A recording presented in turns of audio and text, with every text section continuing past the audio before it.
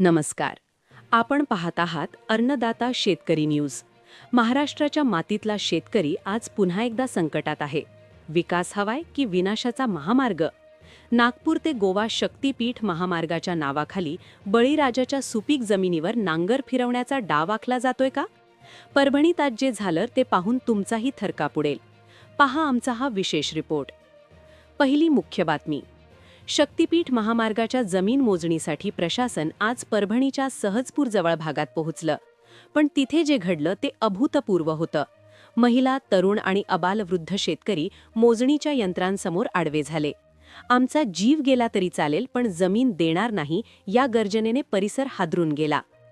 दुसरी महत्त्वाची गोष्ट, ही जमीन आमची आई आहे, हिला विकणार नाही असं म्हणत शेतकऱ्यांचा आक्रोश पाहायला मिळाला. पोलीस बळाचा वापर करून मोजणी करण्याचा प्रयत्न करताना दिसून येते. त्यामुळे परभणी, लातूर, कोल्हापूर आणि सांगली या जिल्ह्यात विरोधाची धार आता तीव्र झाली आहे. यातली तिसरी महत्त्वाची गोष्ट, आता प्रश्न पडतो, हा विरोध नेमका कशासाठी? शेतकरी विकासाच्या आड येत आहेत की त्यांच्यावर अन्याय होतोय?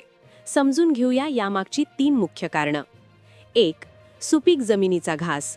हा मार्ग पूर्णपणे नवीन आहे. जिथे बारमाही बागायत आहे, फळबागा आहेत, अशा जमिनीतून हा रस्ता जात आहे. 2.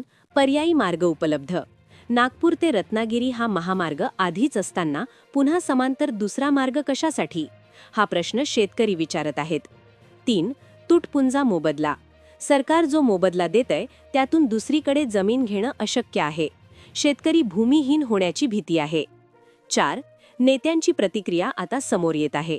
या लढाईत आता शेतकरी संघटनाही उतरल्या आहेत. स्वाभिमानी शेतकरी संघटनेचे नेते राजू शेट्टी यांनी सरकारला ठणकावून सांगितलंय की हा महामार्ग कॉर्पोरेट कंपन्यांच्या फायद्याचा आहे.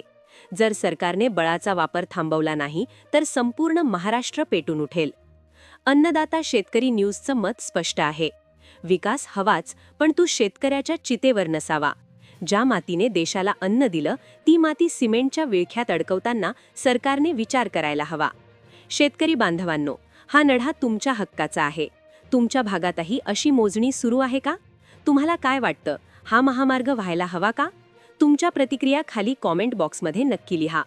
अशाच शेतीविषयक खऱ्या आणि विस्तारित बातम्या पाहण्यासाठी अन्नदाता शेतकरी न्यूजला आत्ताच सबस्क्राईब करा आणि ही बातमी प्रत्येक शेतकऱ्यापर्यंत पोहोचवण्यासाठी शेअर करा.